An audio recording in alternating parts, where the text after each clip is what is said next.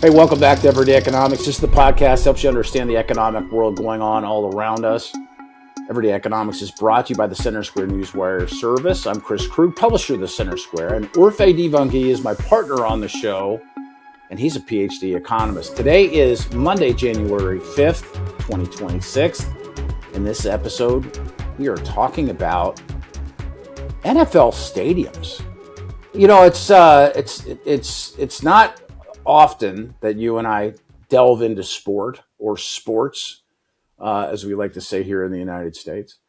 But I was sitting watching the NFL on the final week of the regular season, and there was reference made to the fact that the Buffalo Bills, who won yesterday and are rolling into the playoffs, that they're getting a new stadium, and that new stadium is opening in 2026. It's an open air stadium in Buffalo. Okay. $2.2 billion they're spending on that. There's a new stadium that's being constructed in one of your hometowns, Nashville, Tennessee. $2.1 billion. That's coming in 2027. Also in the works would be a new stadium for the Cleveland Browns that's projected to come in 2029. The Washington Commanders is looking at building a new stadium back in Washington, D.C. itself. Of course, it's the Washington football team has played in and around the D.C., Maryland, Virginia area for, it's I don't even know how long it's been, probably 20 years.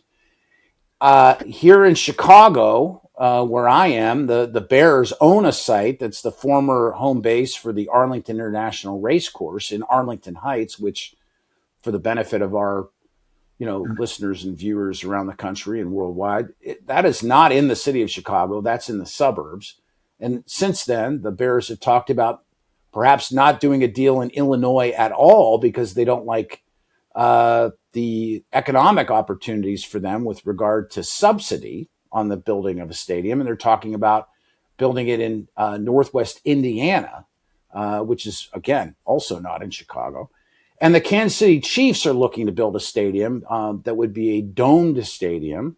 Of course, they've played, Kansas City's a really interesting place. I mean, it's like, I always feel like I'm in three different cities there when I visit Kansas City, because there's downtown, the Plaza District, the Stadium District, and of course, right over the line, you have Kansas City, Kansas, and then Overland Park and Lawrence, Kansas are not far away. It's a really interesting market. But the Chiefs are looking to get a new stadium built and open for the 2031 season. There's been a lot of reporting on new stadiums. Of course, fans get really excited. Hey, we're going to get a new place. But the trend in the construction of these facilities has been to lean on public taxpayers to get them done. Meanwhile, I mean, earlier this year, as they do every year, they do valuations of NFL teams. I mean, the Dallas Cowboys, who they have their own stadium right in suburban Dallas, are worth $12.5 billion. But the vast majority of NFL teams are worth no less than, I believe, $5 or $6 billion, something crazy like that. I mean, these are multi-billion-dollar operations.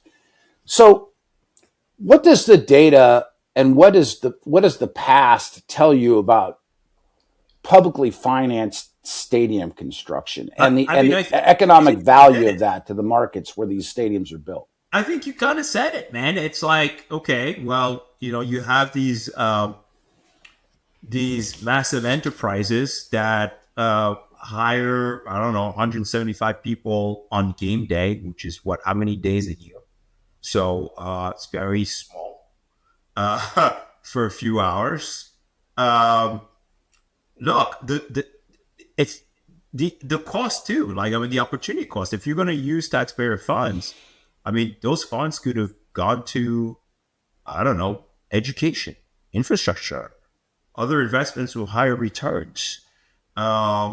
It could become a fiscal drain on local governments. The net benefit just isn't there, right? When you take into account the the benefits, which are, quality of life, maybe intangible social benefits, people getting together to watch a game on Sunday. I have no idea how to measure that. Mm-hmm.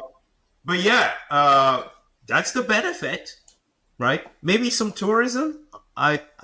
Maybe some tourism for special events. If you got like a big concert, maybe a Taylor Swift concert at the stadium, maybe that works.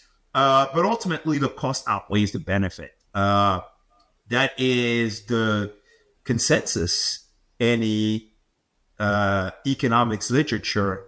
And there's been dozens of studies that show this, right? In fact, 130 studies since the 1970s. Interesting.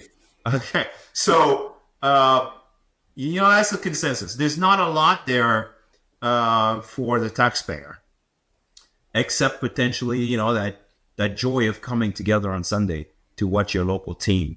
In fact, there's some research that shows that MSAs with NFL teams have higher rents relative to wages. That, right? You could say, hey, maybe there's some people value it. There's some quality of life, some amenity that causes house prices and rents to be relatively higher in these big cities. But it could also be seen as making housing less affordable, right? Because right, for those at the lower end of the wage distribution. So, right, again, I don't see them as clear winners for the taxpayer, based on all of this literature. So, I mean, I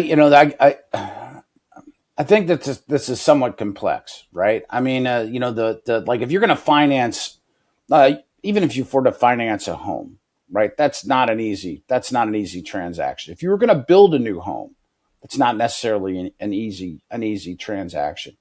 If you're going to build something, that 70,000 people can utilize, that would be available to the public or made available to the public, and had to acquire the land to make all that happen. I mean, the complexity of creating a new stadium on space, even if the team already owns the land, I mean, makes for a complexity that is great ultimately because of the cost, right? So how should, the taxpayer look at the financing of a stadium that would be utilized largely for private events? I mean, it's a private event space. Again, it's creating winners and losers. There will be a few people and maybe hotels nearby, close to those venues. There will be a few that will benefit from this at the expense of the many. That's what the literature says. And so, I think we have our answer. We, okay. If a billionaire wants to go ahead and build their own stadium, that's one thing, right? I think that might even be a wonderful thing. It becomes a public good. You're building this beautiful stadium for all the people on the land to enjoy football on Sundays. I love that.